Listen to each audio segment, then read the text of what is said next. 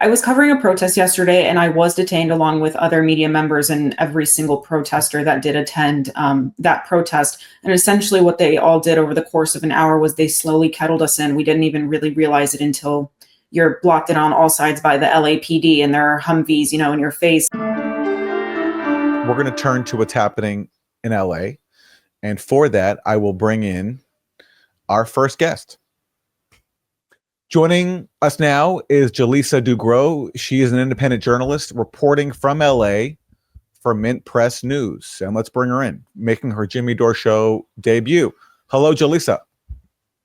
Hey, Aaron, how are you? Thank you for joining us. So you've been on the ground in LA reporting on what's going on.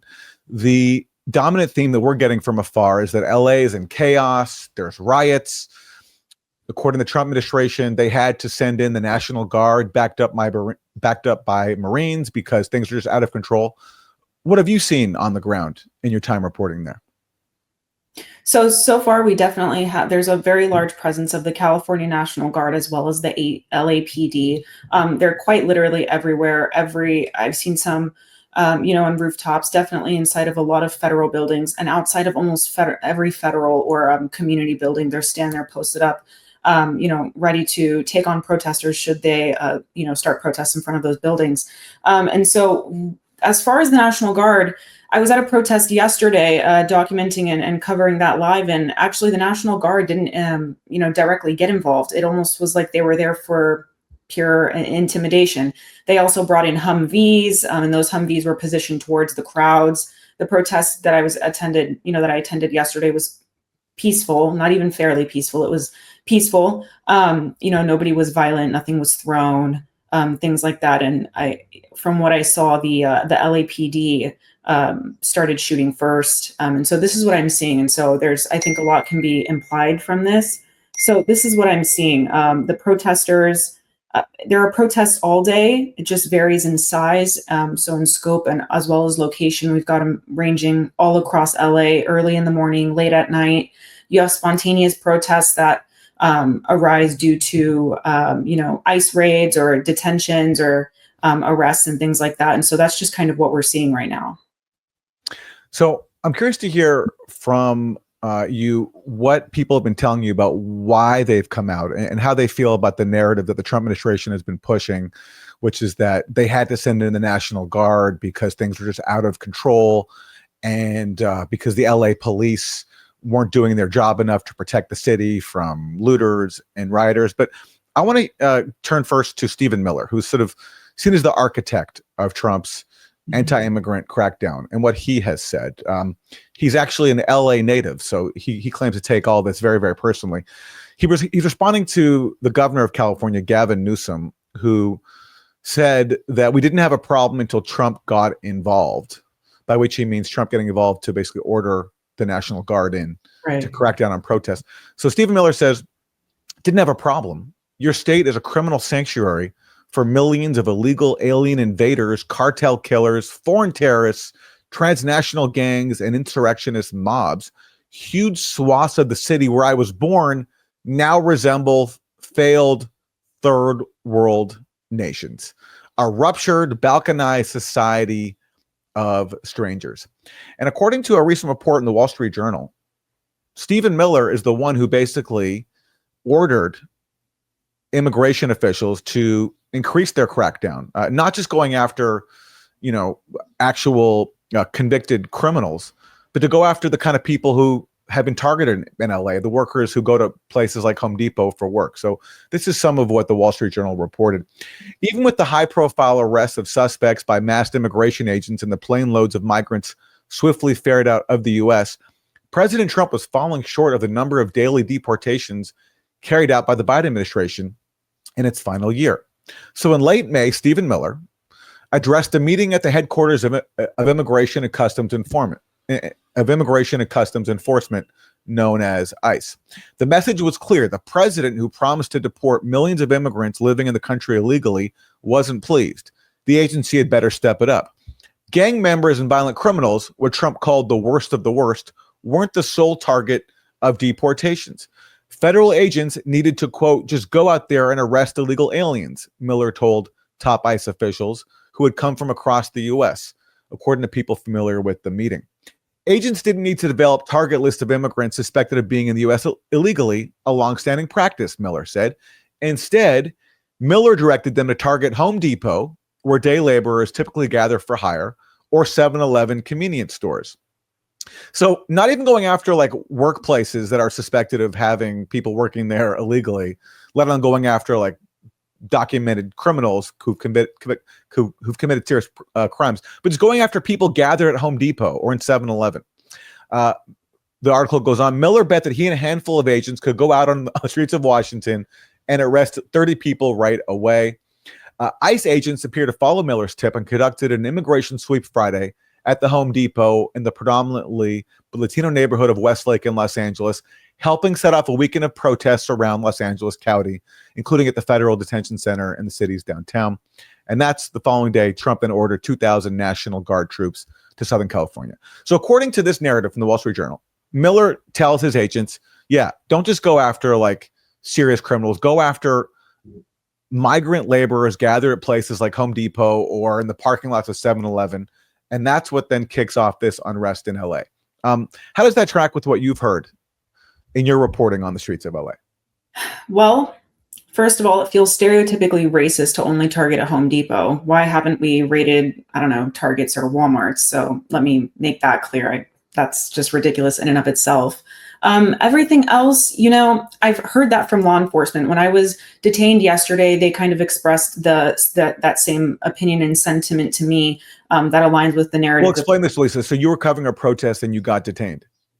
I was covering a protest yesterday and I was detained along with other media members and every single protester that did attend that protest. And essentially what they all did over the course of an hour was they slowly kettled us in. We didn't even really realize it until you're blocked in on all sides by the LAPD and their Humvees, you know, in your face. And so we were flashbanged, as well as rubber bullets were, you know, ricocheted off the pavement. They eventually did fire at the crowds and things like that. Pepper bombs, if I'm not mistaken, is what they're called, were sprayed. So it made it difficult to breathe. Your throat is scratchy. You know, you have to sneeze a lot. And so you kind of want to get away from that. So we all had to mask up. Eventually everybody was sat. And we all were detained. And what we were told, everybody was asking, are you going to arrest us or are you going to let us go? And they said, we're going to arrest you for not leaving the vicinity when we've ordered you to leave. Then after that, we were all put along a wall. My phone was confiscated. They took all my belongings off of me and cuffed me against the wall. And then it was, really interesting. And I'll get to your question about the Wall Street Journal. Something that was really interesting to me was when I was detained, the only reason they let me go is because I proved to them that I was a journalist. And let me tell you how it was. I didn't have any credential. They were like, where's your press card? I'm like, I'm working with Mint Press News, but I'm an independent journalist, outside of that. So, and they were like, well, just prove it to us. Well, what makes my work and, what makes my work and position more verifiable than maybe an activist next to me that's not a journalist, but, does the same, amount of work in the same scope or in the same area. And so essentially all I had to do was just prove that I was a journalist. I mean, and the question begs, what if I was a journalist, instead of being in front of the camera, I was behind it protesting? Would I still be protected as a journalist and not an activist? And so these were questions that I was thinking about as I was released. So I was eventually given back all of my belongings, and they separated the media from the protesters. They put the protesters in these buses that they had brought earlier. And what I was told is that they were shipped off to the jail. So that's kind of what happened. And then they officially blocked that street off. And that was South Alameda Street off of Temple at that intersection. Now, as far as the rhetoric on behalf of the Wall Street Journal, it's really interesting because every single person that I've talked to, and I've even talked to those not involved in protests, and I've asked them, what are you thinking about these protests? Did you suspect at all that on Friday such protests as these would even arise? Did you expect that they would go on this long? And a lot of them anticipate, actually, they told me that it'll go on longer. And they say the people of California are very strong, and every single person, and I mean every single, that's not, hyperbolic, like every single person that I've spoken to is like baffled at the idea of detaining and arresting illegal immigrants, people they perceive as illegal immigrants, because they say illegal immigrants, immigrants in general that, have come to California have contributed so much culturally, economically in the workforce to California. The culture is super ingrained. Immigrants have brought so much culture, their food, their businesses to California. And so they say that. One protester told me that, immigrants, these immigrants, they put our food on our tables, they teach our children. We love their language. We love their music. We love what they bring us, but we don't love them. And so he told me, we're not going to sit by idly and just let them take people off of the street.